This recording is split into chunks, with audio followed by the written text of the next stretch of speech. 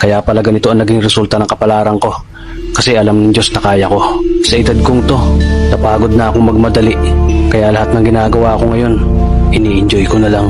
Siguro sa dami na rin ng aking pinagdaanan, napagtanto ko na ang buhay ay mas malawak at mas mahiwaga pa sa mga problemang dumarating sa buhay natin. Tumatanda na tayo, baka sa kakahabol natin sa masagana at maayos na buhay, ay hindi na natin na-enjoy ang buhay. Baka nabubuhay na lang tayo dahil nape-pressure tayo sa sasabihin ng ibang tao. Marami na rin akong mga naging maling desisyon sa buhay, pero lahat yun nagsilbing aral sa akin at natuto ako sa mga pagkakamali ko. May mga taong sobrang nating mamahalin at bibigyan ng halaga, pero ibabalik lang sa atin ay kabiguan at matinding trauma. Kaya wag nating lilimunin ng mga taong tulad nila dahil mas payapa kapag hindi ka na interesadong malaman pa kung ano pang balita sa kanila. At wag mong idepende ang sarili mo sa kahit kanino. Tandaan mo, kahit sarili mong anino, iiwan ka din nito kapag madilim na ang paligid mo.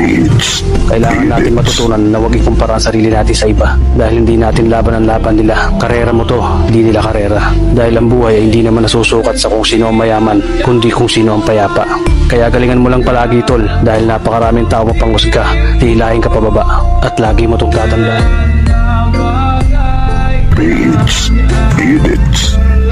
Kaya pala ganito ang naging resulta ng kapalaran ko. Kasi alam ng Diyos na kaya ko. Sa edad kong to, napagod na akong magmadali. Kaya lahat ng ginagawa ko ngayon,